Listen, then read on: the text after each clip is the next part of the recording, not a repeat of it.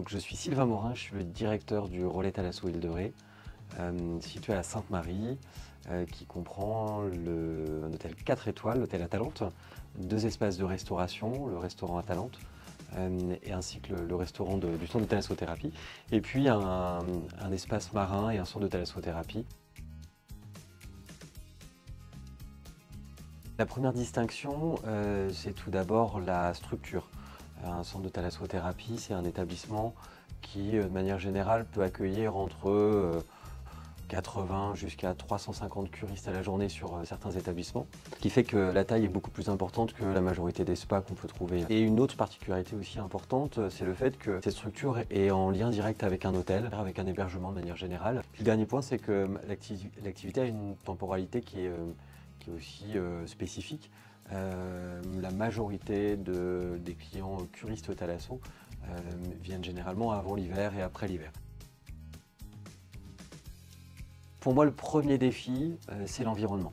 Alors si je parle particulièrement du secteur de la thalassothérapie, il y a 56 centres de thalassothérapie en France.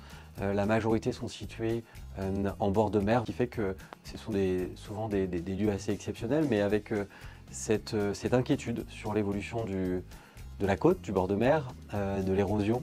Le deuxième point important, ce sont les ressources humaines. On est dans un secteur d'activité du bien-être qui valorise l'aspect humain, mais on est aussi dans une période où les générations évoluent, les attentes évoluent, et puis de manière générale, c'est trouver aussi un équilibre financier sur des infrastructures qui peuvent être coûteuses.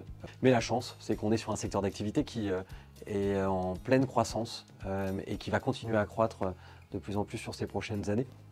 Donc à nous de piloter cette évolution, mais qui va plutôt dans le bon sens. L'enjeu, c'est d'engager cette transition structurelle. Je pilote autour de 4 axes. L'aspect biodiversité. Toute la partie écotourisme va avoir un impact sur l'expérience du client. Ensuite, sur la partie énergie-climat. Et là, j'engage toutes les entreprises de notre secteur d'activité à mettre en place un bilan carbone. Puis après, il y a le dernier point, je dirais, c'est la notion de sobriété numérique. Voilà, comment notre environnement numérique peut être plus vertueux également, qui au global, en fait, à travers de ces 4 axes, nous permet d'avoir une conscience environnementale, écologique, et puis de donner du sens. Le premier point qui me semble important, c'est la notion d'ouverture d'esprit. On est dans un secteur d'activité qui nécessite d'être curieux et puis d'être agile.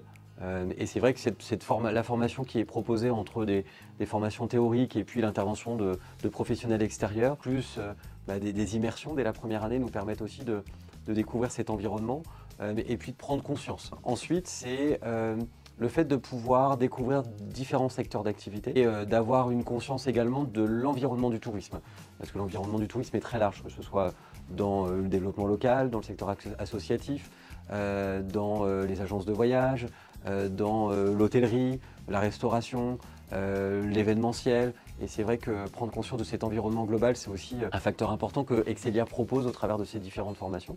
Et puis le dernier point, c'est la mise en pratique au travers des stages, au travers des alternances qui sont proposées, et puis pouvoir se confronter à une réalité et améliorer son bagage au travers de ces différentes étapes.